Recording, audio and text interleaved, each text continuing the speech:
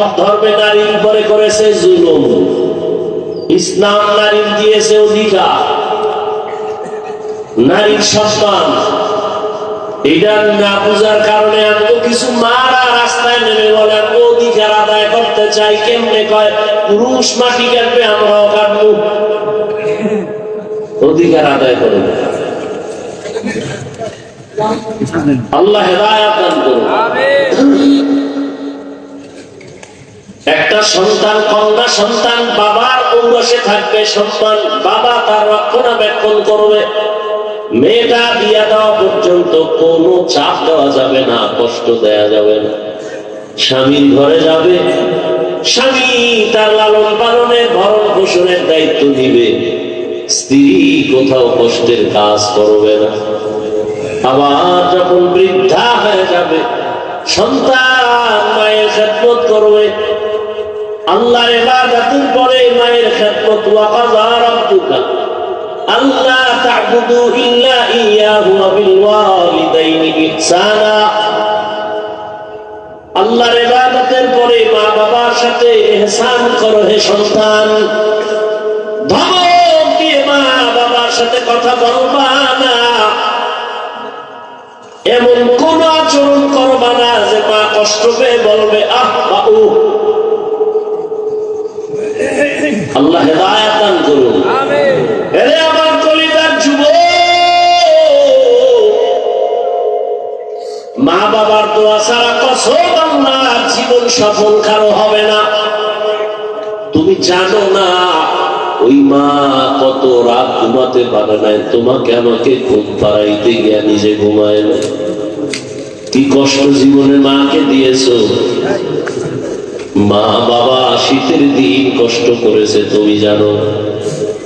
কত বাবা ছিল গরিব, মনে চাই ইলিশ মাছ দিয়া খানা খাবে, টাকার অভাবে মাছ কিনতে পারে নাই।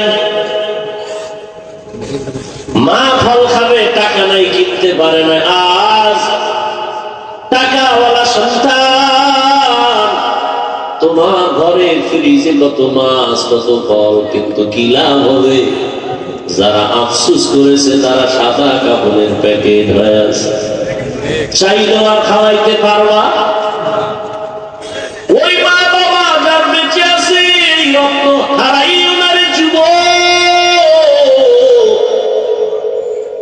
ওই মা বাবা থেকে তো আনাও কপাল খুলে যাবে। জাকির নায়েক একজন ডাক্তার, আর আমার দেশে তাসলিমা নাসরিন একজন ডাক্তার। গোটা দুনিয়ার মানুষ জাকির নায়েকের জন্য পাগল।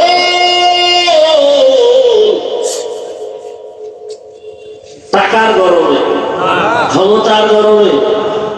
আর তাসলিমা নাসরিনের জন্য মানুষ ধিক্কার জানায়। ও বইরা গেল, লাশটা বাংলাদেশে আর হয় না।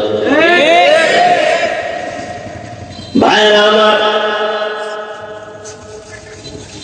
আল্লাহ তাআলা বলেন রহমতের নবীকে দুনিয়ায় যখন আমি পাঠাইলাম, মক্কার অবস্থা বড় খারাপ।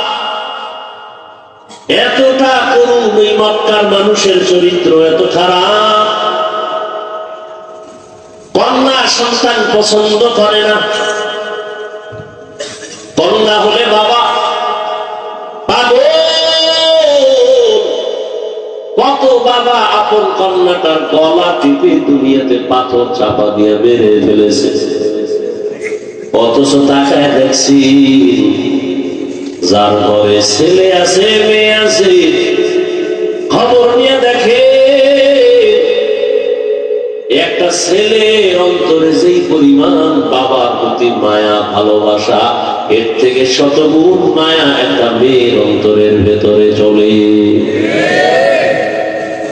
মা বাবা সুস্থ হয়ে গেলে ছেলে বলে সুস্থ হয়ে যাবে, আর মেয়েটা যদি শ্বশুর বাড়ি থাকে পাগলের মতো কান্না করে, আমার আব্বার কি হালাত, পাগলের মতো দৌড়ায়, আমার আব্বা অসুস্থ। ঘরে থাকতে চায় না, পাগলের মতো হয়ে যায়। রহমতের নবী বলেন আমিও চার কন্যার বাবা। আমার কন্যার কথা যখন মনে পড়ে সহ্য করতে পারি না। আমার কনিষ্ঠ কন্যা ফাতেমা, নবী কোথাও যদি চাইতে সর্বশেষ ফাতেমা থেকে বিদায় নিয়ে যাইতেন। আবার দাওয়াতের কাজ শেষ করে যখন রহমতের নবী বাসায় ঢুকতেন, সবার আগে ফাতেমার ঘর দিয়া তারপরে নবী বাসায় যেতেন। একদিন নবী আসছে, তার নাতি হাসান হুসাইনের খবর নেই, ফাতেমার খবর নেই। আজ নবী ঘরের দরজায় সালাম দিছে, আসসালামু আলাইকুম ইয়া আহলাল বাইত। ঘরের থেকে কোনো আওয়াজ নাই, নীরব নিস্তব্ধ। ও পর্দার আড়ালের মা বোনেরা ভালো করে শুনে, রহমতের নবী ফাতেমার বাড়ির দরওয়াজায় দাঁড়িয়ে সালাম দিতেছেন, কোনো জবাব নাই। আবার আওয়াজ দিলেন, আসসালামু আলাইকুম ইয়া আহলাল বাইত। ও ঘরওয়ালা, দরজা খোল। এখনো কোনো আওয়াজ নাই। মায়ার নবী আবার পেরেশান হয়ে গেলেন, নাকি আমার নাতিও মারা গেল না, আমার ফাতেমাও মারা গেল। আবার আওয়াজ দিলেন, আসসালামু আলাইকুম ইয়া আহলাল বাইত। ঘর থেকে আওয়াজ আসতেছে ফাতেমার প্রতিকণ্ঠে। রহমতের নবী, ঘরের মধ্যে চুপচাপ বসে আছি, দয়া করে আজ দেখা দিয়েন না, আপনার সামনে দাঁড়াবার মতো কোনো কাপড় আমার নাই। রহমতের নবী কান্না করে। রহমতের নবী একটা চাদর দিয়ে কয়, মা চাদর পরে আসো। দরজা খুলে দেখে সামনে মাটির উপরে ফলরে নাতি হাসান একদিকে ঘুমায়, হোসাইন একদিকে ঘুমায়। নানার কণ্ঠের আওয়াজ পাইয়া হাসান হুসাইন লাফ দিয়ে উঠে নানার গলা জড়ায় কাঁদে আর কয়, ও নানা, আব্বুর বিচার করো, আমাদের আজ খানা দেয় নাই, আমরা না খেয়ে কান্না করে করে মাটির মধ্যে পড়ে গেলাম। ফাতেমাও কাঁদে, হাসান কাঁদতে, নবীও কান্না করে। এমন করুন হালাত। ফাতেমা রাদিয়াল্লাহু আনহা বলেন, রহমতের নবী ঘরের চুলায় আগুন জ্বলে না, খানা নাই। আমার সন্তান আপনার নাতি হাসান হুসাইন কাঁদতেছে, কি দিব? পাতিলের মধ্যে পাত্রে পানি গরম করে সান্ত্বনা দিয়েছি, একটু অপেক্ষা কর, খানা রেডি হবে তারপরে খাবে। ওরা কান্না করতে করতে মাটির মধ্যে ঘুমিয়ে পড়েছে। রহমতের নবী কান্না করে, নবী খেজুর বের করে দিলে, নেও খেজুর, আমি খাই, তোমরাও খাও। রহমতের নবীর পরবর্তী হাত মুবারকের খেজুর খেয়ে 3 দিন 4 দিনের ক্ষুধা জাগায় নিবারণ হয়ে গেল।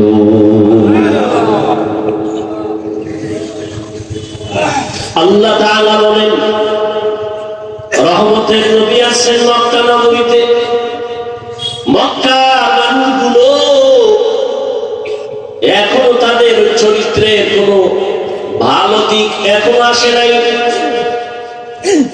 নবীও কাউকে কালেমার কথা বলেন না, নামাজের কথা, রোজার কথা বলেন না। সর্বশেষ আল্লাহ তাআলা কোরআন দিলেন। 40 বছরের পরে রহমতের নবী কোরআন পেয়ে দাওয়াতের কাজ শুরু করেন, আর মানুষকে বলে, এক আল্লাহর ইবাদত করো, আল্লাহর কাছে মাথা নত করো, ইবাদত করো, মূর্তি পূজা ছেড়ে দাও। কিছুদিন পরে রহমতের নবী আবার বলে, রহমানের ইবাদত করো।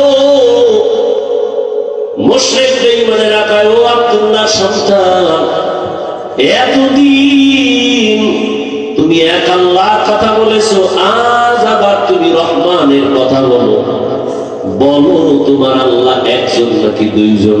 নবী বলেন একজন। তো বলো, আবার আলাদা রহমানের কথা বললা, মানির রহমান, বলো রহমানকে।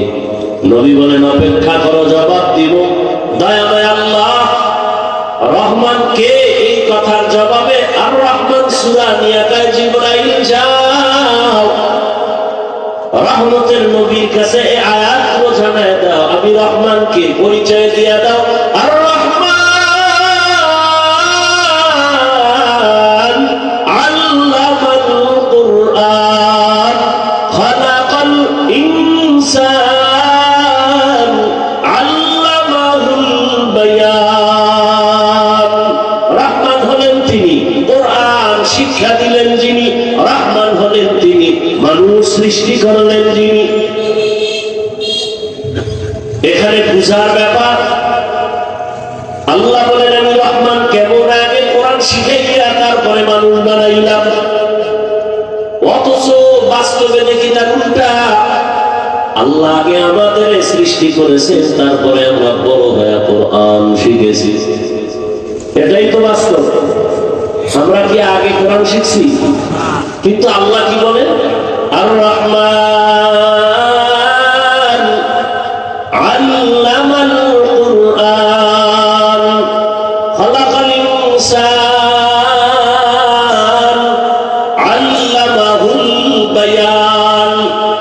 আমি এমন রহমান, আগে কোরআন শিখাইয়া পরে তোমাদের মানুষ বানাইছি। আল্লাহর কথাই ঠিক, আমাদের বুঝের অভাব।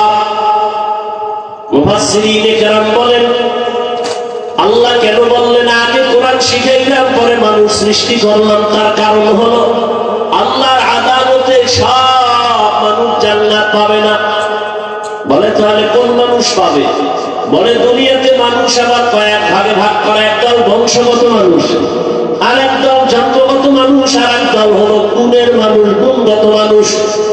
আল্লাহর কাছে বংশ পরিচয়ের মানুষটা জান্নাত পাবে না, জন্মের পরিচয়ের মানুষটা জান্নাত পাবে না, একমাত্র গুণের মানুষ জান্নাত পাবে। এবার বুঝার চেষ্টা করি গুণের মানুষ কাকে বলা হয়। আদম নবী আমাদের বংশদাতা বাবা, তার বংশে আমরা আছি, আমরা বংশগত মানুষ।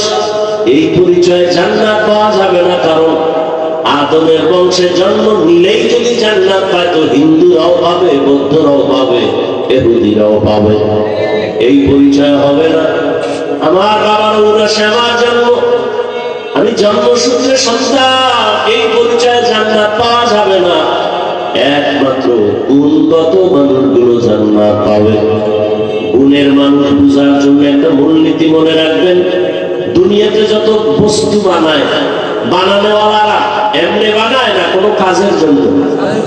যেমন আমি মাউথ নিয়ে কথা বলি, মেশিনে টাইনা হরেন থেকে কথাটা অনেক দূরে ভাষায় দিতেছে।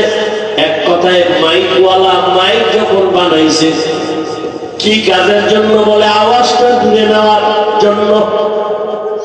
কথা ঠিক না? আজীবন মনে রাখবেন, যেই বস্তুটা যেই কাজের জন্য বানায় ওই কাজটাই হলো ওই বস্তুর গুণ। বলেন তো মাইকের গুণ কি? আওয়াজ দেওয়া। বাতিওয়ালা বাতি বানাইছে কেন? আলো দেওয়ার জন্য। তাহলে বাতির গুণ কি? আলো দেওয়া। পাখাওয়ালা পাখা বানায় কেন? বাতাস দেওয়ার জন্য। পাখার গুণ কি? বাতাস দেয়া। মাইক যদি আওয়াজ না দেয় বলবে এটাকে ভেঙে ফেলে দাও, এটা গুণের মাইক না। বাতি যদি আলো না দেয় বলবে এটা ফেলে দাও, এটা গুণের বাতি না। এবার আমাকে জবাব দে, দয়াময় রব্বুল আলামিন মানুষ কেন বানাইছেন? কি বিড়ি জানার জন্য? আলেমকে গালি দেওয়ার জন্য? মা বাবার সাথে বেয়াদবি করার জন্য? কেন বানাইছেন? ওয়ামা খালাকতুল জিন্না ওয়াল ইনসা ইল্লা লিয়াবুদুন।